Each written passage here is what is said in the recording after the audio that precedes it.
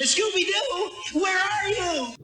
Hop on board and travel with Scooby-Doo and the gang as they unearth the mystery of Zombie Island in an all-new original movie adventure. 20 years in the making. Please don't ruin my childhood. Please, just don't do it. Okay?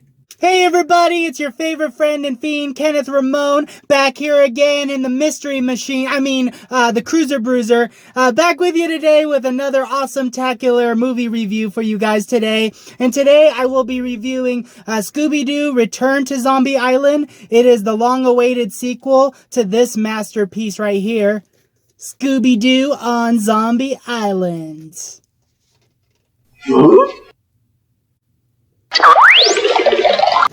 So I first heard about this movie last year. It was on Boomerang Channel for Halloween, and I didn't get around to watching it, but I was so surprised that they made a sequel, and I didn't even hear about it. And right now I'm like telling all my friends, yeah, guys, they made a new Zombie Island movie. I didn't even hear anything about it. Neither did they. We were all so surprised, you know, us 90s kids growing up. This was like a huge movie for us. So I was just like, at all. I just really wanted to see this movie, and I actually came across it at my local Walmart in the $5 movie bin. I was like, oh, perfect, cool. Now I could just watch this and maybe review it. Hopefully it's good. Fingers crossed. And, you know, I even saw some YouTubers were finding this at their local, like, Dollar Tree hauls.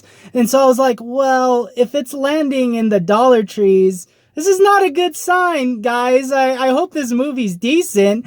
But yeah, like nonetheless, I was super excited for this sequel and was hoping that I wouldn't be let down.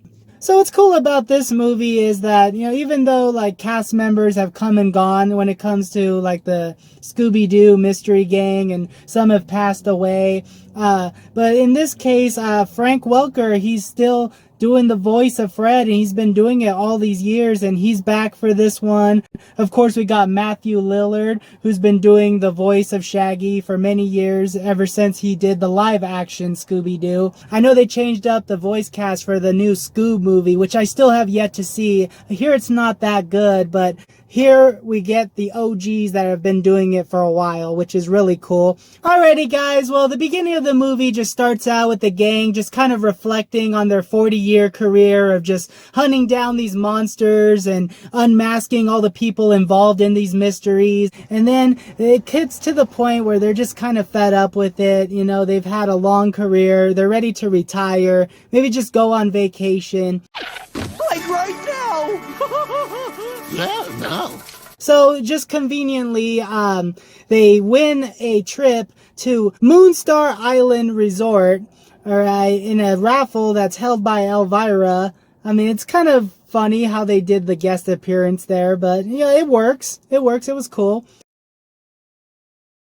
And yeah, so they go to Moonstar Island Resort. It's kind of like an out of sight, out of mind thing. Like they just do not want to pay any attention to like comparisons to like Moonscar Island, where they discovered zombies and cat people long ago. They just kind of block it out of their heads. Like, zombies? Oh yeah, sometimes Scoob and Shaggy, they act like zombies when they've eaten too much. You know, they throw in little gags in there, and that's pretty fun. But like, it's just like out of sight, out of mind. They kind of want to put all that mystery solving behind them. And then the gang just pretends like there's nothing to worry about until it takes a turn for the worse, and bang, we got zombies. Now this movie, it pokes fun of making sequels throughout. But then, like, towards, like, the second half, it just becomes, like, a parody of itself. Like, it doesn't really feel like a sequel. And for that reason, like, I feel they could have just made this movie into like a 20-minute special. We start to feel nostalgic about it, you know, us 90s kids that grew up with Scooby-Doo on Zombie Island, but it only lasts for so long, and then it kind of drags on, and it feels like this could have just been better if it was just like a 20-minute episode of Scooby-Doo and not like a full-length feature film. And also, to sell it as a sequel to Scooby-Doo on Zombie Island, it just falls very flat.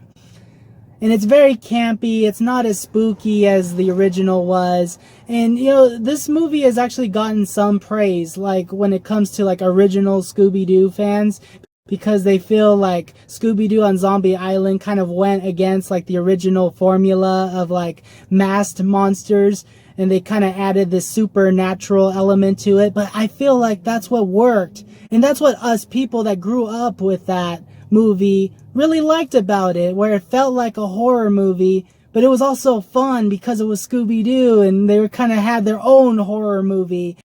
And that's what I just loved about it. And so like to say that, oh, they're going back to the old formula and it's so much better than the original, I feel like that's kind of like a slap in the face. And maybe it's just the artist in me, but I feel that it's good to branch out and try new things. And in this case, it really worked back in the 90s when they tried to go a whole new route and go like supernatural with Scooby-Doo on Zombie Island. And let's not forget to mention the soundtrack. What really worked about the first movie was that killer rockin' soundtrack with songs like Terror Time Again. And it just really worked with the movie. And here, they kind of bring back like that old 60s pop rock music, kind of like the Archies. That's what it sounds like to me during like the mystery chases. And that's what it feels like to me, guys. It's like they're just trying to erase the original and just try to make it so much like the old school 60s cartoons. And it doesn't work for me. Now, this movie isn't completely horrible. There are things in there that I do like. Like, there's a character in there named Alan Smithy. And those of you that are big movie buffs, I'm sure that you recognize that name. And to include him in the movie was, you know, pretty fitting. I don't know if they did that on purpose because they knew this movie wasn't going to be that good. So they're like, let's throw Alan Smithy in there.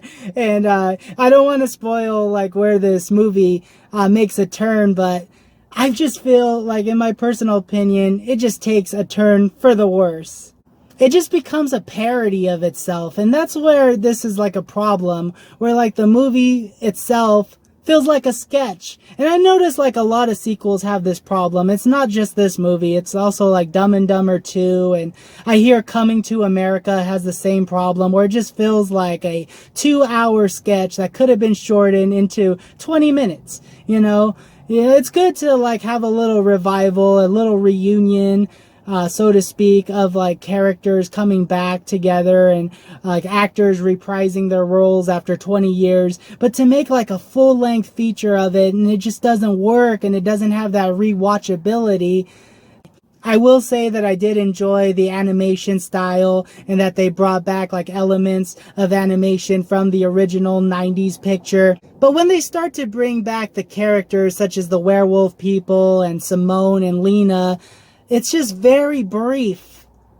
And not only that though, they didn't even bring back the original voice actors, so it just doesn't feel right to me. You know, it would have been great to have them in there for a longer period of time and really build on the previous film, but really it just feels like a slap in the face. It's very cartoony, very campy, no pun intended. You know, I know that that's the original Scooby-Doo feel of the cartoons, but when it comes to like the features like Scooby-Doo on Zombie Island, and even like the Reluctant Werewolf, they really set the bar high with those movies. The first 20 minutes of this movie is phenomenal. I really did enjoy it. I laughed a bit, but then come the second half, it just takes a huge plot twist that really throws me off. I'm not going to spoil it for anybody, but it was just very unneeded. It was unnecessary, and it's really a slap in the face to us 90s kids that grew up with the original. And it's good to see a little sequel being made, but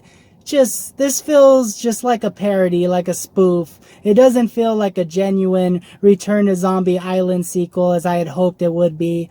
Alrighty guys, so before I get to my final rating on this video, I just want to say thank you so much for watching. If you're new to the channel, feel free to subscribe and hit that like button if you like what you're seeing. I appreciate all the support. Thank you so much. So I did enjoy some elements of this movie, and I'm not going to give it an F as some of you guys would think. I'm going to say this is like, I don't know, like a 6 out of 10. It's like a D. It's bad. That's all I'm going to say. It's bad. It's not gnarly. It's not horrid. But it's still pretty bad. And your best bet is just to avoid it. if you are a fan of Scooby-Doo, you're probably going to end up watching this movie anyways. But if you hold that original movie near and dear to heart like I do, if this was your childhood, just avoid the sequel, because it's very stale, I will say. And if you're new to Scooby-Doo, I highly recommend you check out this classic. You will not be disappointed, but stay away from this one, okay? Avoid it like the plague. So yeah, guys, that's my review on Scooby-Doo Return to Zombie Island. Did you see this movie? Did you enjoy it? Or do you just want to erase it from your memory and pretend it never existed? Let me know in the comments section down below. I would love to hear about it. And as always, guys, thank you so much for watching. Kenneth Ramon, signing off.